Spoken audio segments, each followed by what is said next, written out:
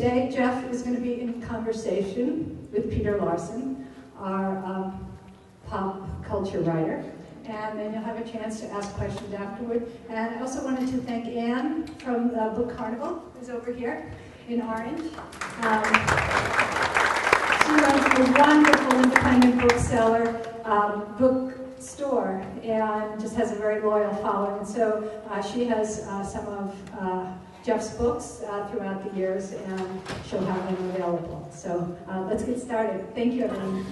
So thank you all for coming today. It's just really great to see this many people here to come see me, and we brought Jeff too. And I'm happy to be here with you. Yes.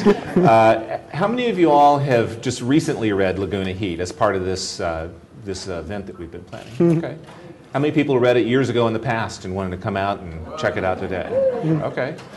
Well, it's great to see all of you here today, and I think I have known Jeff for a number of years now, written stories with him on different books that he's done over the last probably 8 or so years, and we're just going to talk a little bit. We're going to talk a little bit about Laguna Heat and how that book came to be, and how it was written. Talk a little bit about some of his writing practices, maybe.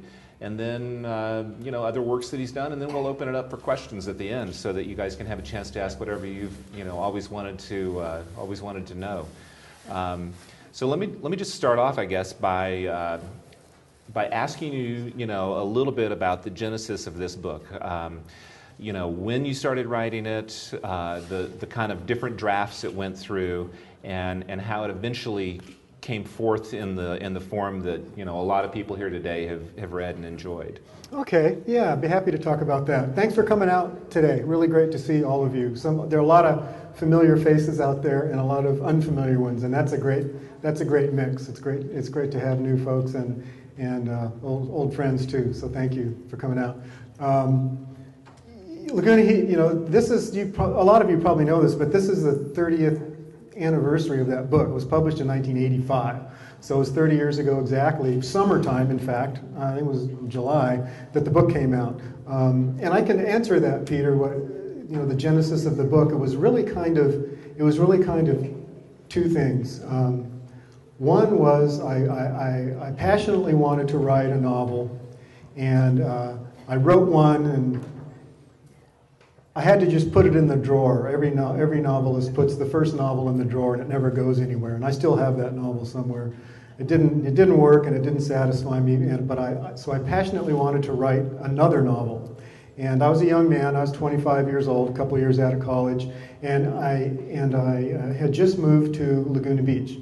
And even though I grew up in Tustin, right over the hill, moving to Laguna Beach was eye-opening to me. I fell in love with that little art colony as never before, and I realized as soon as I was moving my boxes into my little one-bedroom apartment by the Cop House that I wanted to set my story in Laguna Beach. So Laguna Beach very much inspired that book, Laguna Heat, and inspired by the geography and its history and its art and its weather, its setting, just the whole deal. And I find now, 30 years later as a writer, I'm still very, very inspired and moved by geography. My last novel, for instance, 30 years later, a year ago, Full Measure, is set in Fallbrook, where I happen to live, but which I also fell in love with in a far different way than I fell in love with Laguna, but that bore a novel for me too. So geography came to play in that, and I really wanted to write a mystery too, because I was reading mysteries and I was starting to enjoy that form. And so I sat down and began work on what would become Laguna Heat. Okay. As far as researching it, I mean, you had covered police as a reporter. Mm-hmm. When you were writing this, did you go out and talk to cops about how they did their work in different ways than you would have as a reporter? Did you go out and research the land and the guns that your characters might have? What type of research went into this book? That's a good question. Yes, I did. As a young reporter, I started off with the Newport Ensign. I don't know if you guys remember that. This was like 1978, and on that paper, I wrote just about everything as a cub reporter. I had no specialty. They would not let me write business because I was too dumb, and they wouldn't let me write sports because they had a sports writer. And the sports, you don't mess with the sports writers, man. They got sports, you know. So I did everything else. I got city hall, I got cultural stuff, I got school board, and I got cops. And I liked the cop stuff because I knew I wanted to be a writer. And so when I would ride along with the Newport cops beginning years, it was always with an eye for stories and details and things that I could put into my book, because I'd started, you know, working on Laguna Heat. And I did get some stuff from those years that are in Laguna Heat. I can't even think of what they are now. Little things, little procedural things that you get used to when you ride along with the cops.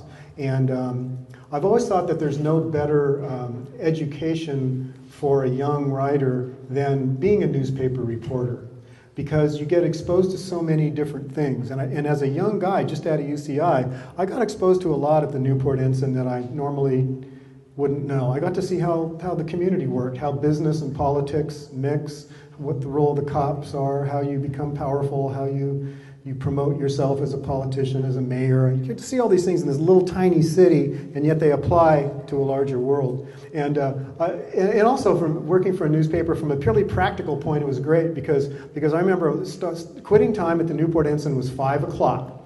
And it's a weekly newspaper, so we didn't have daily deadlines like you guys. Anything could wait. You could always do it the next day, kind of thing, you know.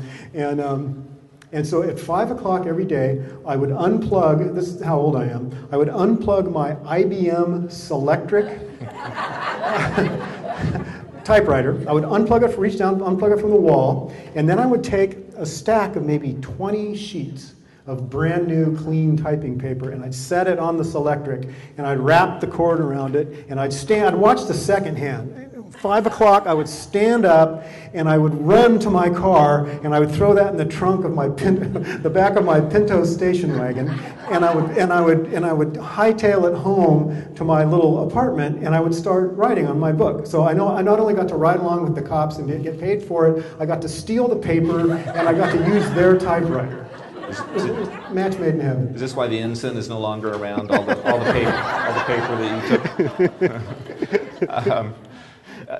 One thing I was wondering about the book as I was rereading it this summer was the power that an author has to kill people. You know, your people in this book die in, you know, they don't get the garden variety shooting or stabbing. They get something a little more special. And so I was curious, you know, how you decided, you know, how you would kill off the people who were going to die as the plot unfolded. Yeah, that's a good question. I don't think I've been asked that in a while. I think that book has a lot of flamboyant, gruesome stuff in it, and I think that the reason I wrote those scenes that way and developed the story that way was as a simple, really attention-getting stunt for a first-time author. I thought that it was necessary to achieve that volume of shock, if you will, which by today's standards really seemed pretty tame. But back then, some of that was the most kind of hard-hitting and scary stuff I could come up with, and I put it in to get attention and to bring vividness to the book. And one thing that I believed when I wrote Laguna Heat, even though I'd never really asked myself the question, and I still believe, is that I've come to believe, anytime you're writing about murder, certainly, murder on down, any kind of pain, crime, whatever it might be, but say murder, anytime you're writing about that, it should be serious, and it should be scary, and it should be gruesome. You know, there's nothing funny about it. And that's why I never liked cozies, and I never liked sort of caper stories where nefarious things, sometimes even murder, are sort of taken lightly, sort of fun. You know, that's not me, and that's not my books. And so I tried to make the reader grimace at the fact that this guy had been, you know, set on fire and then had a giant boulder crash through his skull. I thought it would at least be serious. Right. Does that make any sense? Yeah, that totally makes sense. Another thing I wanted to ask you about writing this particular book is, you know, there's also the love story element that kind of comes through there. What's harder, writing sex or violence? What's harder, sex or violence? That's funny. They're both hard to write.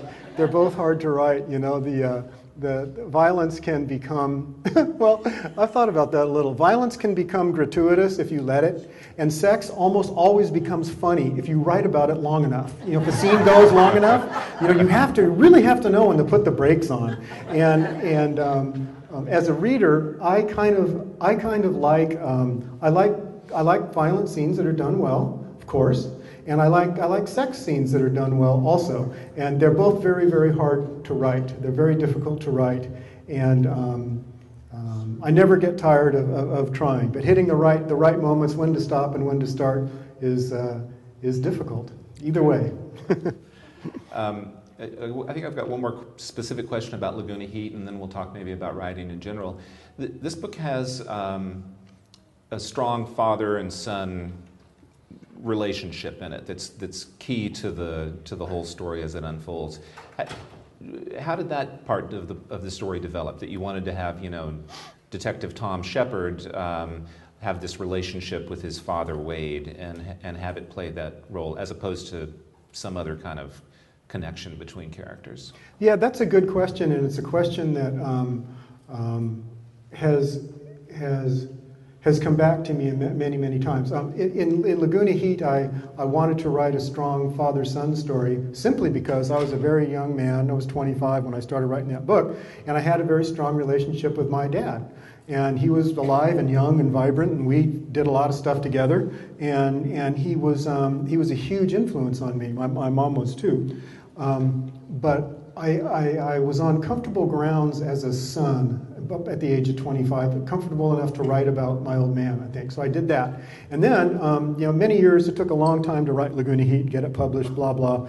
And then my very next book I started in on, called Little Saigon, and I discovered shortly after beginning that book that it too was a father-son story. And when I started book number 3, I thought, oh, another father-son story. And very early on in Pacific Beat, my 3rd book, another father-son story, I thought, nope, I just can't do it. So I killed the old man off before the story opens. You know, he doesn't die in the book, but he's passed, because it was the only way I could figure out to write a book that wasn't a father-son story, was to have the father literally inaccessible in the book. And of course, my last book, published a year ago, is a father-son story, and about half of them in between have been out of the 21. So I'm stuck on father-son stuff, and now that I'm a father, I have a whole new level of father-sonness to bring to the. I'll probably die in the middle of a father-son scene. I don't know.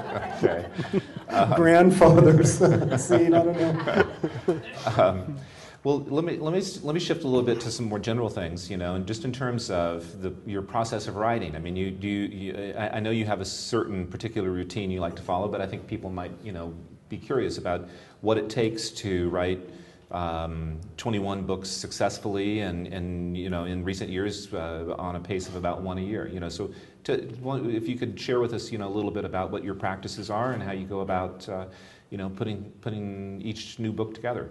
Okay, happy to. Yeah, you know, going back to the Laguna Heat years, when I wrote those 4 or 5 drafts of Laguna Heat before it was published, I was an employee then. I was a reporter then. So as a full-time guy and writing the novel, time was really pretty scarce. It was hard. I had to write weekends.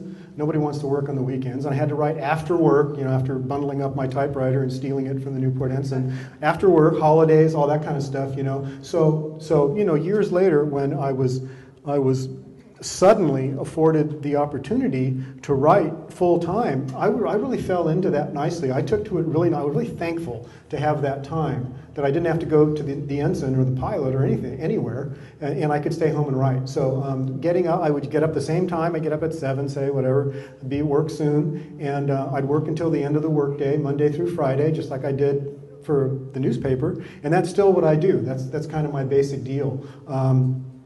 I have a personal goal every day of 5 pages, and if I get those 5 pages, I'm pretty happy. I walk back into the house with a little smile on my face, and my wife can tell if I've had a good day. And if I get 4 pages, you know, I'm still pretty happy with that. 3, yeah, whatever, standard expression when I walk in. But 5 pages a day, say, at 5 days a week, that's 25 pages a week. That's a lot of fiction to write, I'll tell you.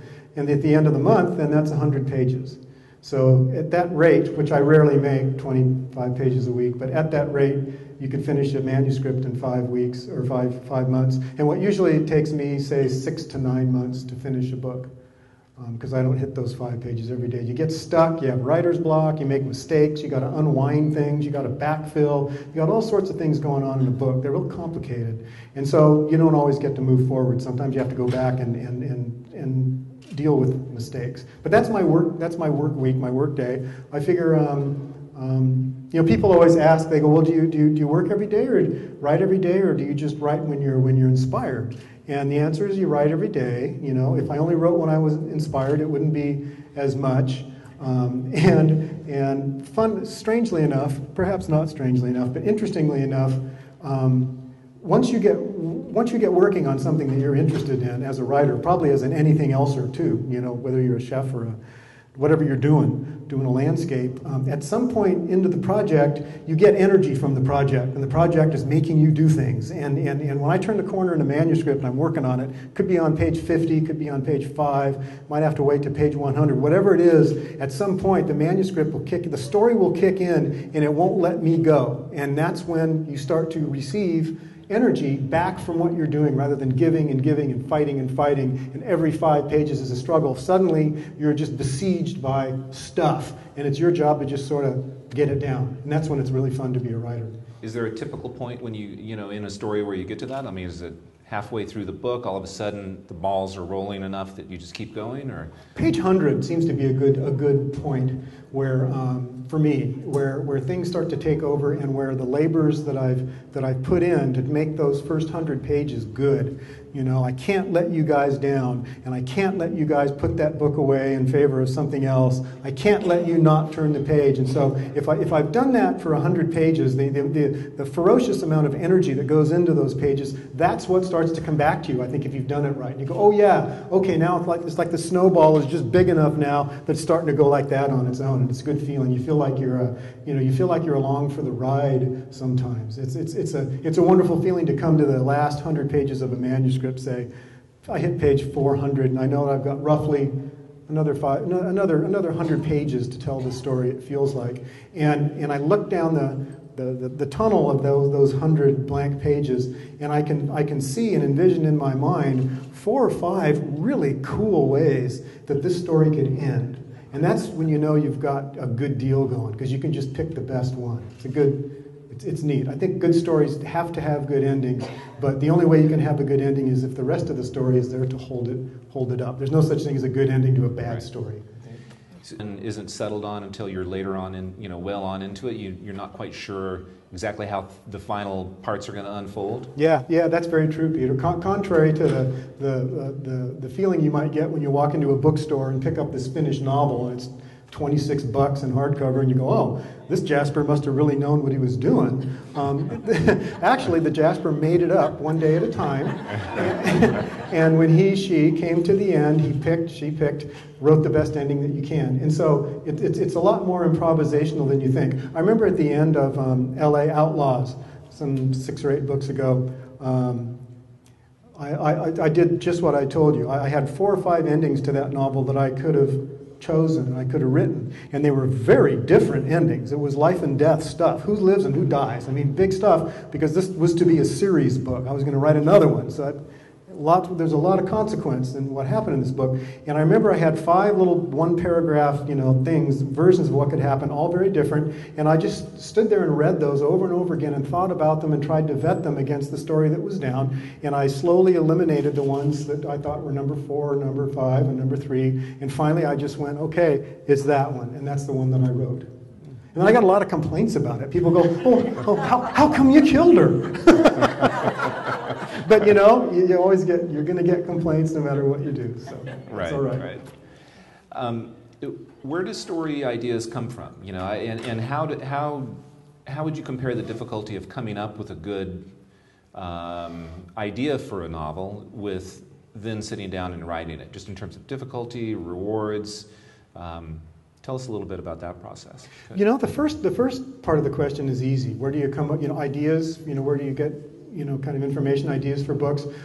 For me, it comes from just about everything. I consider myself on duty 24/7, and maybe that's from being a reporter for 5 years, where you're literally on call in case there's a fire or a crime or something. You got to go cover it, and so maybe I got used to that. I still have my notepad in my pocket, and I still have 2 pens in case one runs out in my front pocket, and I'm still a reporter at heart. And I fill those little notebooks. They're piled up on my desk with little things that I'll notice during the course of the day. You know, a person's name, a phrase. I mean, I could pull it out and you'd probably laugh at some of the stuff that I wrote down. But so I'm always looking for stuff, and I find it everywhere. I can find it here. I can find it in the pages of the Register, you know, which I read all the time. I love newspapers.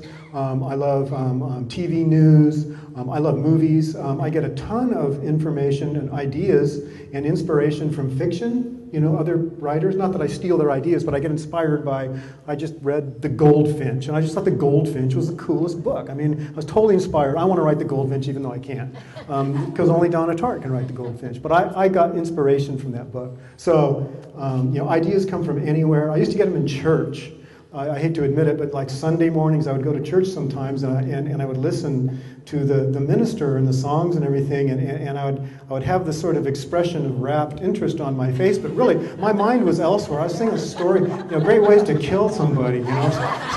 But for some reason, the church setting, you know, set my mind free in a good way, and so I like that about it. And then, you know, the other part is, you know, how do you then, you know, take inspiration or information that you might have gathered that you think is interesting, you know, a pile of news clips that you've gathered over the months on a certain topic, say, and how do you bring shape to it and form, and how does that become a novel? You know, that's kind of the alchemy of things, and there's no real answer to that. From one writer to the next, it would be different. But what I try to do when I'm faced with something that is recurring and it's in my clip files over and over again, and I just feel that this is the topic or the area that I want to be in, I usually try to invent. Do a police composite sketch of a hero. Who would this hero be? It can be a guy, it can be a girl, whatever. Who is this main character? Who's this protagonist? And how does he or she fit into this puzzle, this thing, the story that I want to get to? And sometimes it's real obvious. I mean, it's the cop on the case, for crying out loud. That's pretty easy, you know. Or it's, you know, the perp. That's pretty easy. But there's a million ways to look at it and a million ways to get into a story. And how you choose it is, I think, important and will determine how you go about writing it. And it's also something that kind of comes, I think, finally as a gut call. You just kind of go, yep, I'm going to write this, I'm going to tell the story first person. It's called Silent Joe. It's about a young man who's disfigured by acid thrown in his face by his father, and I'm going to have Joe tell the whole story because I think he's the best guy to tell the story. And it's just a gut call. I could have written it a different way, but I didn't. Okay, all right. I want to ask you a little bit about your most recent book, Full Measure, and then I think we'll let people have a chance to ask questions. Full Measure is book number 21. Mm-hmm. It's kind of a different style of story in a way than some of the ones that come before it. So maybe if you could talk a little bit about, you know, where that book came from and the choices you made and how to write that one, and maybe also include a little bit about, you know, how you see yourself having changed as a writer from Laguna Heat 30 years ago to where you are with Full Measure, and then the forthcoming book that'll be out the beginning of next year, if I'm not mistaken. Mm-hmm. Yeah, that's a good question. I think things have evolved a lot. Full Measure was a book. My last book is called Full Measure. It was published a year ago, 2014, and it's a story that takes place in Fallbrook, California, where I live, which abuts Camp Pendleton. You all know where Fallbrook is, and it's a story about a young Marine who comes back with his bloodied and battered battalion from Afghanistan in 2010-11, back through Pendleton, and musters out and tries to pick up his life in Fallbrook with his family. He's only 22 years old. And that story, as I was talking with some of the reporters and editors in the newsroom a few minutes ago, came from me living in Fallbrook and being inspired by Fallbrook, and And the way that I was inspired by Laguna was the art and the coast and the history. The way that I was inspired by Fallbrook was by seeing these young Marines coming home through Pendleton and bumping into them at the Albertsons and the local gas station, whatever, and striking up sort of casual conversations, and then realizing that some of them had just come back from this fantastically bloody campaign in Saigon Valley, Afghanistan, the Helmand province, ground zero of the Taliban, for 10 months, and they lost more men than any other battalion has ever lost. In that war, our longest war, they were shot up and killed by the minis. And here they are in Pendleton right in front of me. And when I saw these guys and started talking to them, and I went on base and interviewing them and stuff, I thought, this has to be written about. This absolutely has to be written about. You guys were writing about it great. The LA Times was writing about it great. The San Diego Union Tribune, of course, was writing about it great. But, it was time for fiction, I thought. So I stepped in and I did what I could to tell that story about this guy. I focused on a guy. I made him up out of the interviews. I go, okay, I'm going to name him Patrick, and he's the guy. He's the viewpoint character. I'm going to follow him through the story. He's going to be our main guy. And I realized before I even put pen to paper on that one that it wasn't going to start with a body, and it wasn't going to be a kidnapping, and it wasn't going to be a murder, and it wasn't going to be that. It wasn't going to be a mystery. It wasn't going to be a thriller, quote unquote. It was just going to be a straight story about this guy getting off the airplane in San Diego and coming home, and that's where it starts. And it's not a shoot 'em up, and it's not a mystery or anything like that. It's a straightforward mainstream American novel, and that's what I thought should be written about this particular topic. And so that's what I did. And so I think in a lot of ways I would have been incapable of writing that book 30 years ago. I couldn't have done it. I wouldn't have had the experience, I think, or the confidence to try it. And so you change and you grow, and it's really nice to, no matter what you're writing, being a writer is wonderful, I think, because you get to see the world as you get to see the world as a study. It's a specimen. You're always looking for material. That's the crude way to say it. But really what you are when you're writing, when you're reporting, I think I learned it there, is you're engaged in the here and now, and you are on duty all the time. You're looking for what's important and what's amusing and what's beautiful or maybe what's ugly. You're always engaged, and that's a wonderful thing for a writer to be able to do, because I can turn that engagement with a lot of hard work and a lot of luck. I can turn that into a life and a living, and I'm thankful for that. Okay, all right, great. Well, let's segue into letting people ask any kind of questions they want. I guess if you just raise your hand, I'll point to you, and we'll just go like that.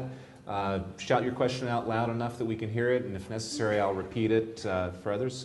But we start right over here. Peter alluded to your next book. Is that going to be like the last one, or are you going back to the murder? The next book is a funny combination of both.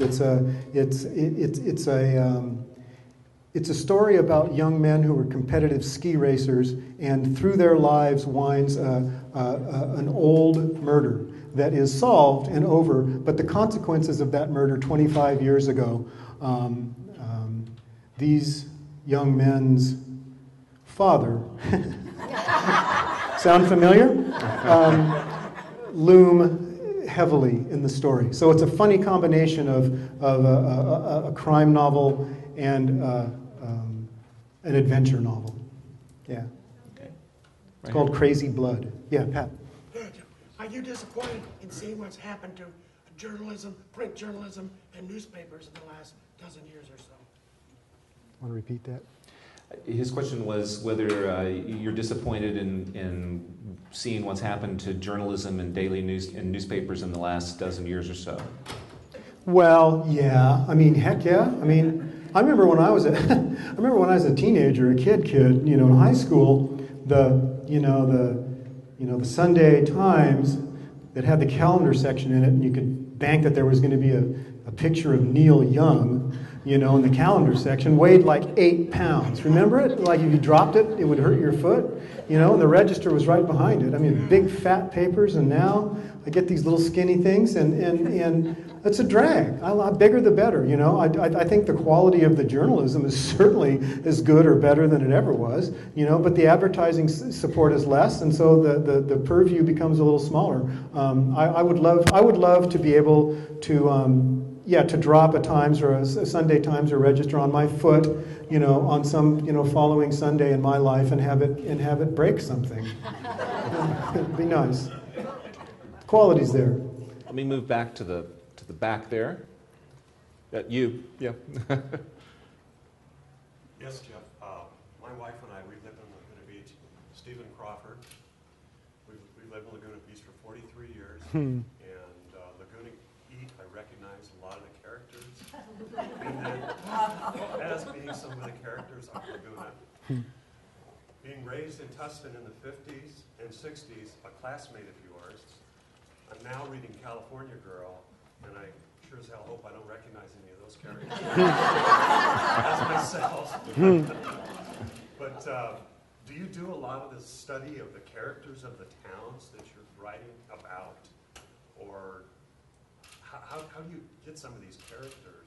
Okay, yeah. Are we classmates? Yes. Were we? What's your first name? Stephen Crawford. Stephen Crawford. Yes. Were we ever in the same class together? I was in 68. Class of, like high school? Class of 68, yes. Okay. My sister was 64, or 72. Which high school? Tustin High. Tustin, okay. We missed by a little bit, but not But I much. really do know my sister, Joyce Crawford. Yeah, okay. Anyway, That's cool. That's cool. And I really appreciate you writing around our hometowns here in Orange County. Yeah, well, if you're reading California Girl, you're in for a treat, because that's my Tustin opus.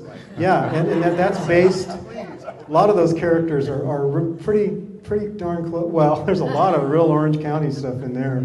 Yeah. I mean, it's no fair for me to sit back and name names. That's not fair. But you'll recognize them. Yeah, you will.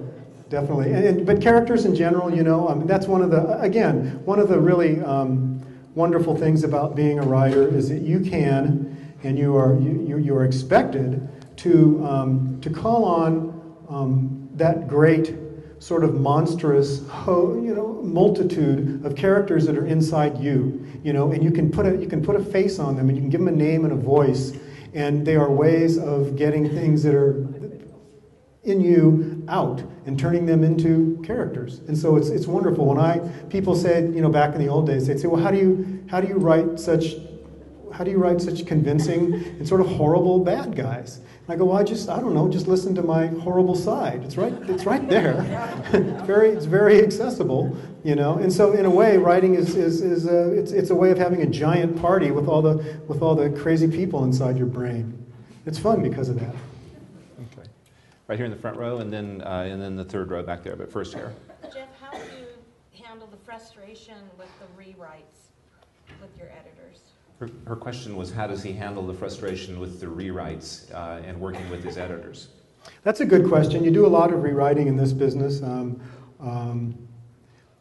It's not so bad. I'm lucky. I've been in this business for 30 years as a fiction writer, and I've never had a bad editor. They're all good. They're all smarter than me, and they all suggest things that make the book better. And only once or twice have I had serious, big suggestions by an editor that were bad ideas. And luckily, my instincts are dependable, I think.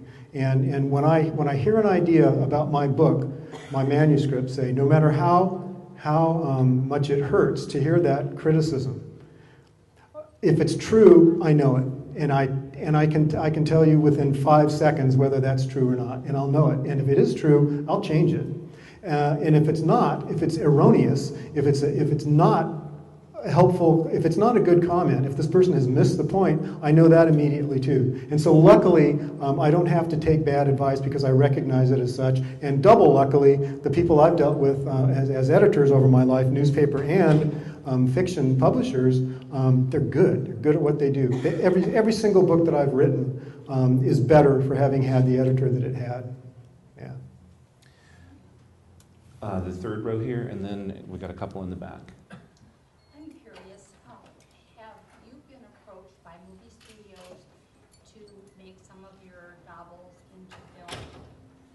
Her question was whether he'd been approached by movie studios over the years to make any of his novels into films. Yeah, I get approached all the time. The only thing that's ever been made is Laguna Heat, HBO Pictures, 1987, currently gettable. You can find them somehow. I'm sure they're on disc now. It's kind of fun. It's got Jason Robards, Harry Hamlin, Rip Torn. It's got, yeah, I love Rip Torn. And it's a pretty cool movie. It's shot in Laguna, not all of it, but a lot of it. And check it out. I've had other books in and out of option is what you call it for Hollywood. A studio or an actor, a financier will option a book of yours, which gives them the option of turning it into a film over a certain amount of time. And a typical option is a year, maybe 18 months. And they will tie up the book. The book will become theirs for that period of time while they decide if they want to do it. And I've had a lot of stuff optioned over the years. And some things, I've had a couple of TV projects go all the way to the writing of the pilot. And it was, if the pilot was properly written for the customer, we would have had pilots on TV. One was for a book I wrote called The Fallen, which is a detective story, a guy in San Diego. And the other one was LA Outlaws, the story I said could have ended 5 different ways. That was optioned and actually purchased by Lionsgate, the big studio. But they ended up not making it as a movie, and it got to the pilot stage. So yeah, lots of stops and starts. One thing you learn about Hollywood as a writer, as a fiction writer, is that they kind of do what they want, and you don't have a whole lot of say in what's going to happen. And it's great when they buy your property because you get paid for it, and then it goes on the screen and everybody sees it.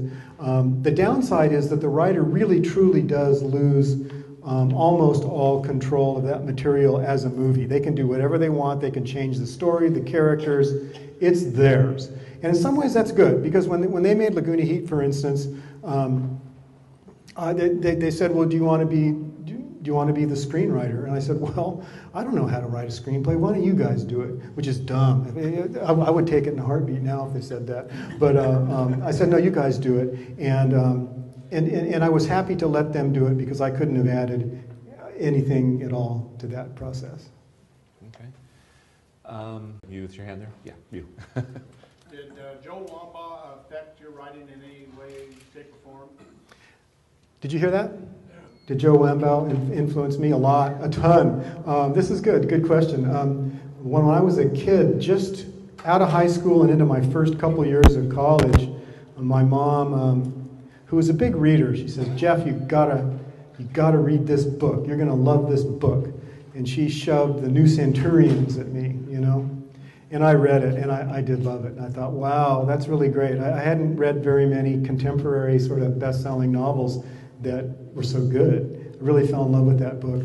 And flash forward years later, just 6-8 years ago, I did a signing in a bookstore in San Diego for a new book. And who should walk in the door but Joseph Wambaugh, came to see me and, introduced himself. And we became pretty good friends. And I just talked to him this morning, as a matter of fact. I don't know if you read, God, I shouldn't really say the LA Times, should I? Anyway, a major competitor with this newspaper ran a brief essay by Joe Sunday about the Watts riots. And I have his email, so I emailed him back, and we had a little chat about the way the article was written and handled and all. So yeah, I love Joe a lot, and he was a big influence. And he was one of the guys who proved to me, has proven to me over the years, that popular fiction, best-selling commercial fiction can be meaningful and valuable and more than just escapist entertainment. Okay. This side in the back, and then on the other side in the back after that. But you first there, yes. On the aisle. There you go. Well, hi. I was just curious. I've read all your books. Which book sold the most and was the bestseller of all of them, and why do you think that was? Which book sold the most? Were you at the Festival of Arts like 3 weeks ago? I missed that. Huh? I missed that. I always come where you are, but I missed that one. Oh, okay, because I thought I saw you there. I'm glad I didn't come running up and go, oh, good to see you again. Best-selling book, my best-selling book? I think The Fallen was my best-selling book. It was the one that was optioned and almost made into the TV show, but not. The San Diego cop who gets thrown out of the window and has this brain damage that helps him and hurts him in his life. That was probably my best-selling book, but not by far. All my books sell about the same amount. You know, I've never had a breakaway, huge, like #1 bestseller, and I've never had a complete bomb. So they sell about the same, the consistent, you know, amount of sales. Okay. We had one over on this side, I think. I remember reading years ago that before you published your first book, you were part of a writers group in Orange County also, an invitation-only writers group. To what degree did that help you, or how did that affect you, or how did that, what was the influence of that? Okay, yeah, she's asking about a writers group in Orange County that I used to belong to, and how did it affect me? That writers group is called the Fictionaires, and they're one of the oldest creative writing groups in the whole country. I mean, they've been around since 1960 something, running every other week. I mean, they haven't missed a meeting. And they meet at various places. Back then, when I was going there, was a Lincoln Savings and Loan or some such thing. Excuse me. But anyway, what Fictionaires is a group of writers, 20 writers approximately. Membership comes and goes. You apply, and if they like you, you're a member, and if not, then you don't get to join. So it's vetted, you know, but it's very open to new writers, any writers. And it's a workshop setting, 20 people sitting around a table, several tables, and then each meeting every other week, 3 people it's been arranged that 3 people will read from their current work, and they're welcome to read, you know, up to, say, maybe 12, 15 pages max, because there's 3 of them. And then after each one reads, you go around the table and everyone has a minute or 2, whatever it is, to comment on that. And then it goes, when the person's done, then the next person reads, and then you take a break, and then the third person. So it's very simple workshop kind of thing, real blunt criticism, full of interesting people and characters. And from a writer's point of view, from my point of view, is great because, one, it gets you over the jitters of going public with your work, because you're sitting right there with 20 people and you're reading it to them. I mean, it's pretty personal, you know. And if you're not bent that way, then you won't like a workshop. And I didn't really like the workshop, but I felt that I should become at least tough-skinned enough to be able to present my work in front of people. And so it teaches you that. And then the second thing that I learned really quickly in the workshop is that no matter what it seemed like no matter what I read, no matter what I was writing about in the scene that I read to these guys, there was always one person in the group who knew more about it than I did. And I would learn, and they would go, nope, nope, nope, that's not the way it would happen, because, and then they tell me, and then I could go fix it, you know. So I got called on a billion little things that were really important. I remember one, you know, Laguna Heat. This is a draft of Laguna Heat, some ancient draft. I had referred to Tom Shepard, the detective, lives in a place where there's a bougainvillea outside his cottage, and the blossoms had fallen to the grass, and we're sitting there, and he notices something about that. In Fictionaires, it's, those are not blossoms, those are bracts. B-R-A-C-T-S. And they are, in fact, bracts, not blossoms. So anyway, that's why a workshop can really help you. It toughens you up, and you'll learn a lot. Yeah. How about far back there, standing? Who are your favorite writers? This question was, who are your favorite writers? My favorite writers, the type what write fiction, you know, I guess. We were talking about this upstairs with the reporters and the editors. I reread Joseph Heller's Catch-22 often. I reread Hemingway, especially The Old Man and the Sea. I reread Gabriel Garcia Marquez, especially 100 Years of Solitude, which I've read 3 times, which one of the crack editors pointed out must have taken me 300 years. I'll remember that. Who else looms big in my life? Joseph Wambaugh was an influence, certainly. I loved Robert Penn Warren's work, that lush southern stuff I thought was wonderful. If you move forward in time a little bit, when I became a young man and sort of an adult and started reading, our current crop then, young crop of American writers, I thought were just fabulous. And that would be Tom McGuane, Jim Harrison, Richard Ford, that group of kind of Western, Rocky Mountain American writers influenced me a lot. I don't write anything like them, but I just like their work and I get inspired by it. So one thing that I've noticed looking at my stacks of books over the years is that they're widely varied and they're kind of half half fiction and half nonfiction, and there's no real order or pattern to them. I just kind of buy and read according to reviews influence me, and word of mouth influences me, and unless I'm reading particularly for a book that I'm working on, research if you will, I'm just kind of open. I'll read what's good, and I learned many, many moons ago as a young reader that if the first 50 pages of a book, I'm talking about fiction now, say, don't engage me, I don't feel obligated to finish it anymore. I used to when I was really young, but now there's too many good books out there to read the not good ones. So if I'm not fully digging that story by 50 pages in, if I'm grousing about this and that and the other thing, then I'll just pick up something else. Okay. Second row, red shirt. Your characters are always very well developed and very personable, and as a reader, they come alive to me, and I almost think I'm going to run into them in the grocery store. So when you look at all the characters in all of your books, what 2 or 3 would you like to go out to dinner with, and who will you hate to have move on your block? Who would I like to go out to dinner with? Oh well, that's a good one. I think one of the writers I just mentioned who I always like so much is the American Jim Harrison. And he made some crack one time that's apropos. He said, well, I think this was in a book. He said something like, my definition of heaven is a giant barn where I live with all my ex-lovers and all my hunting dogs. Which I actually cribbed for Full Measure. I attribute it to a writer other than myself, and the comeback that one of the Marines makes about that situation is quite funny and very military. I think it's a good joke. But anyway, I don't know what characters. To me, they're all kind of fun, and I guess I created a character who for many reasons was a lot of people loved and a lot of people hated, and his name was Mike Finnegan, and he's a small, red-haired, freckled character who appeared in the last 3 Charlie Hood books. And I would like to have dinner with him. I think he would be fantastic to talk to. Yeah. Okay. In the far back, you sir. Jeff, like the previous gentleman, I've lived in Orange County a long time, California all the time. I think your descriptions of characters, venues, and events are just spot on. But speaking of Mike Finnegan, what got you into vampires? What got me into that what?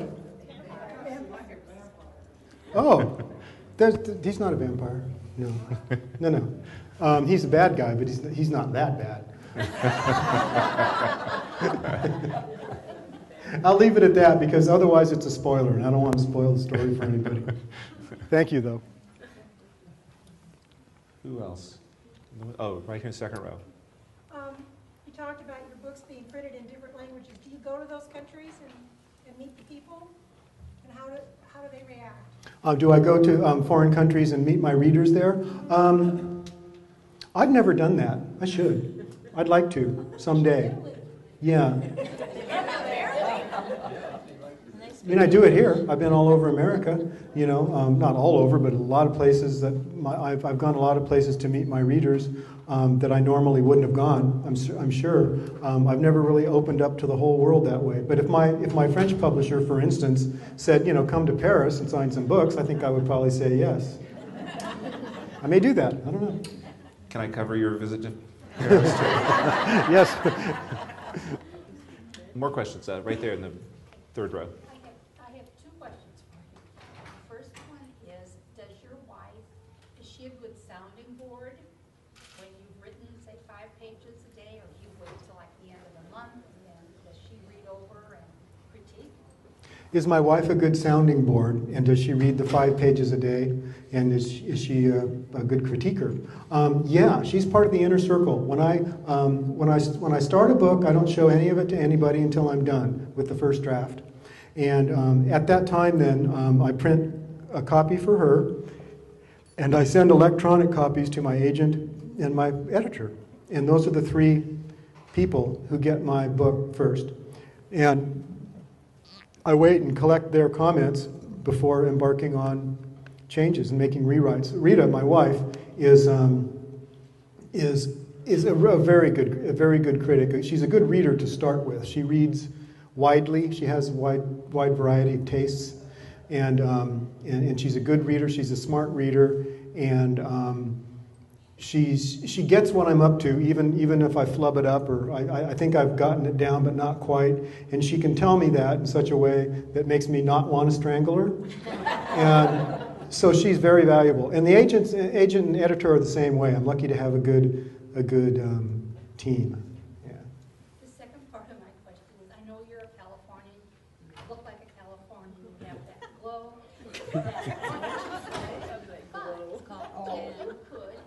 another place in this wonderful country of ours that you might want to live in?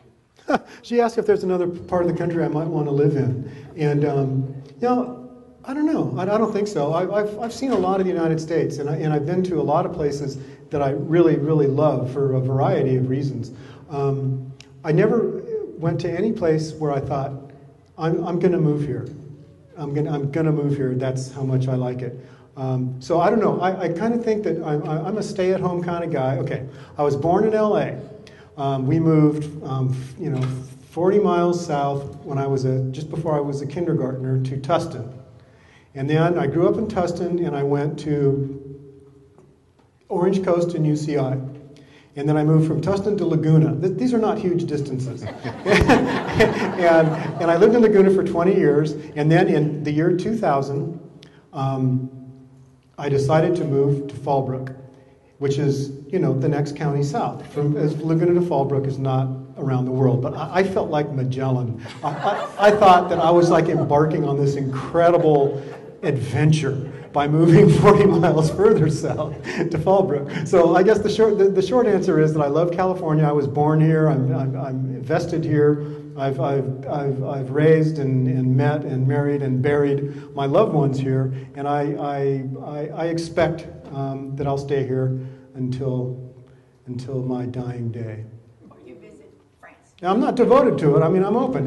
They may send me to Aspen, Colorado next month, and I'll just go, yep, I'm moving to Aspen. But I'm not very impulsive, to tell you the truth. The gentleman on the corner here, and then right behind Do you write next. an outline about your story before you start writing it, or you just write? Yeah, that's a good question. He asked, do I write an outline before I start or just start? I've done it both ways. I always have to write an outline when the publisher demands one. I've done that. I've also written novels without a publisher asking for an outline, in which case I never outline. And then sometimes I've signed up and written under contract for books with a publisher, and all that was required of me was like a one-paragraph sort of description, a contemporary crime novel set in California, continuing the exploits of ATF member Charlie Hood, and that would be like that was all I had to write for like the third Charlie Hood book, for instance. So I've done it both ways, and I wrote a book called Silent Joe that I had a 90-page single-spaced outline for that book because I knew it was going to be hard to tell. And when I got in trouble on that book, that manuscript on page 250, I pulled out that outline, and it saved me. That outline knew exactly what I had to do, and I was really thankful to have it. And so the next book came, I think it was Red Light, and no, it was before. Anyway, the next book came, and they wanted another outline. And so, okay, I wrote them another outline, like 70 pages, single-spaced, and I got going in the novel, and about page 250, it's a jinx area for me, the book sort of fell apart, just kind of ran out of gas. I thought, God damn, same thing happened with Silent Joe, I'm just going to look at the outline. So I dug out the outline, and I looked for it in the outline, and the outline was terrible. If I'd have followed the outline, I'd still be working on that book, and it would still be completely out of control. So a good outline's good, a bad outline's bad, and this, I think, is interesting. The most complicated book I've ever written in terms of the time covered and the number of characters involved is California Girl. It opens in the 60s, mid to early 60s, and it ends now. So it's a 40-year murder mystery, if you will, in which a crime goes incorrectly and then finally correctly solved. But it takes place over 40 years, and it's a whole family, sprawling cast of characters. And when I sat down to begin that book, I thought the only way a rational human being can write this book is to outline the thing, because it's going to be tough. A lot of years, a lot of decades, a lot of stuff going on. You're going to have to know what you're doing. So I sat down like my dad would have done. My dad was an engineer and a draftsman and a rocket scientist, literally. And he used to have these big pads of graph paper and these sharpened pencils. And he could draw and draft isometric things just so beautifully. And so I thought, and he had this beautiful handwriting when he was annotating his illustrations. I go, that's what I'm going to do. So I got the big giant thing, a blotter of graph paper, and I sharpened my pencils, and I sat down to outline California Girl. And I spent about 4 hours only. And I just said, I give up. I quit. I cannot outline this. There's no way you can think 4 decades ahead. Instead, I thought, okay, I'm going to write a scene that I think could start the book. It's going to be back in 62 or whenever it is, 59 even. And I'm going to write that scene, and I'm going to see where that scene leads me. And I thought about the scene, and I wrote the scene. I love the scene. It's a great scene. And that scene took me back to where I needed to be, and it opened up my little brain pan, and I didn't have to outline anything after that. California Girl just came at me like a fullback. It just came. It was awesome. Never outlined a word of it. And I probably, if I could still be working on the outline. And I actually know writers who do that. I mean, they outline. Sometimes they never get to the real narrative. So anyway, that's my outline story. Yes, you right there, ma'am? It's like asking which is your favorite child. Which is your favorite book that you've written? Which is my favorite book? Which is kind of like asking what's your favorite child. Favorite book. I think I have two. I think I have 3 favorite books. Can I do that? Like triplets? I think I love California Girl. I think that's my biggest sort of accomplishment because of the time and the sweep of that. I love the way that a little 400-page novel can cover so much time. I just love that. Movies and novels can do that. And so I love that about it. I really like,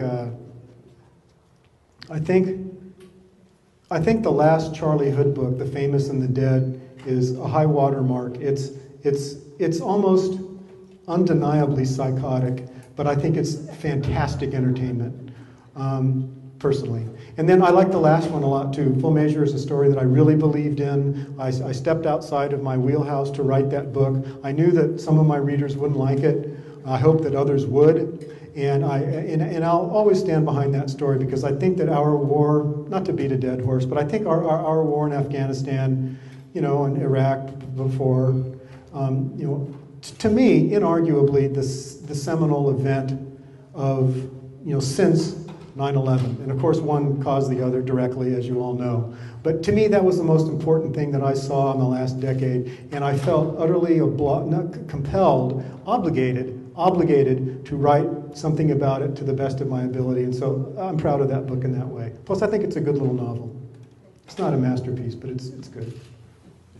Against the wall, and then right there on the row. Yeah, any advice these days, what with self-publishing and all that, on how a writer these days should get published? Yeah, how to get my first book published, and any advice for the writer of today getting that first book published?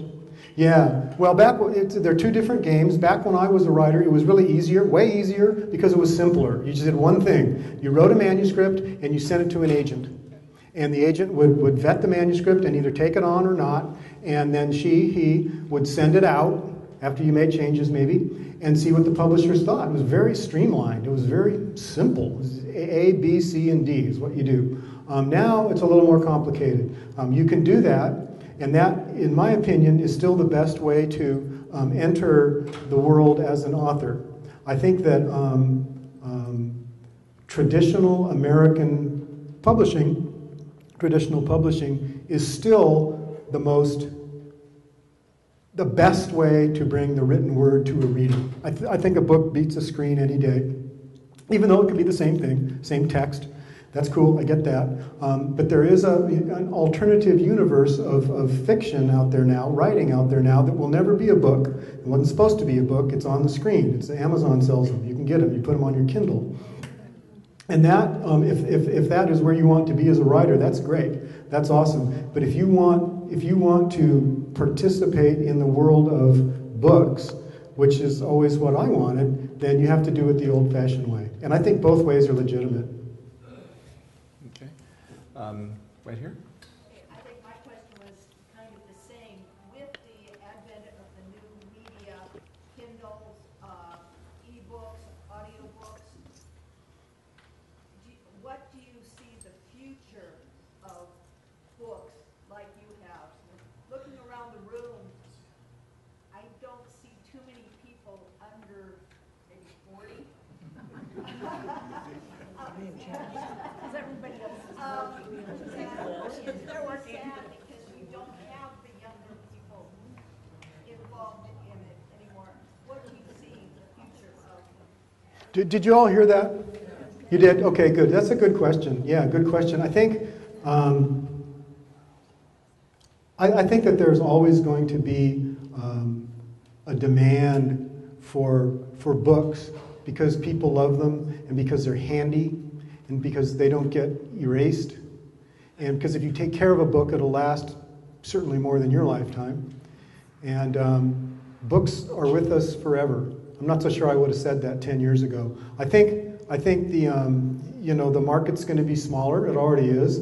Electronic books have eaten into books significantly, demonstrably. And what you say is sort of the scary part. What is the future going to hold? What is my son Tom? He's 17. What's he going to be reading? If anything, discretionary when he's 30 years old. I don't know. I think books are around. I think books are sort of basically unkillable. But I also think that books may kind of become like Porsches. They're just expensive and not everybody can afford them. And you can get cheaper stuff anywhere. And so I think they're going to become more of what's a word, Peter, like a specialty item or a niche item? Yeah, like a niche thing rather than something that people stand in line for. So I see it as a writer. I mean, there's less books sold and there's more writers out there.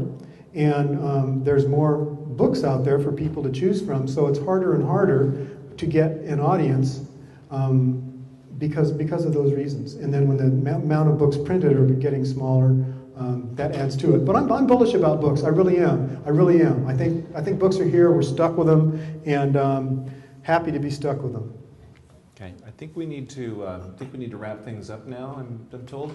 But you're going to be here for a little bit to say hello to folks if they want to? Yeah, I'll hang, yeah. And we've got Anne and Book Carnival over here on the side here with some of Jeff's books.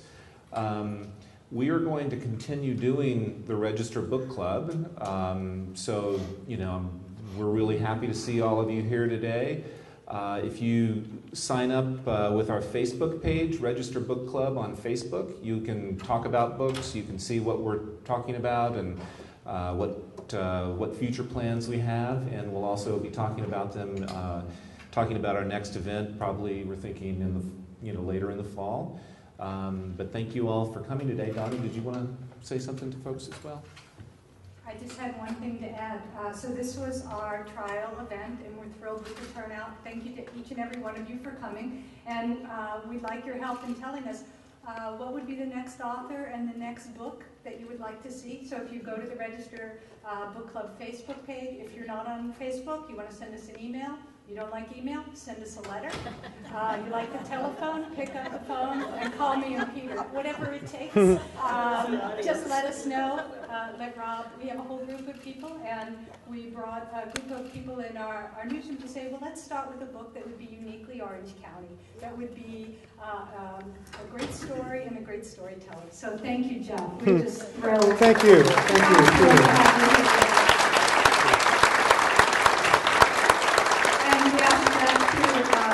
To make some suggestions. So we really would like to hear from you, and we are looking at doing another event in October. So we have plenty of time to pick the perfect story. But we'd really like it to be something that resonates here in Orange County, because we really, Rob and I always talk about this being America's biggest community newspaper, and we're all about, so it doesn't have to be just focused on Orange County, but it really has to resonate here in Orange County. It could be fiction, it could be nonfiction. We're wide open, so how about you all tell us? And thank you again to Jeff and to Peter. We could sit here all day listening to these guys. Thank you so much. Thanks, Donna. We invite some of Jeff's books to be over there signing, and he has Laguna Heat, they have Laguna Heat, and has for Book Carnival. If you don't know Book Carnival, it's a wonderful independent bookstore in Orange, and it's really an amazing place to visit too. So go and have a chat with Anne and Jeff. Thanks again.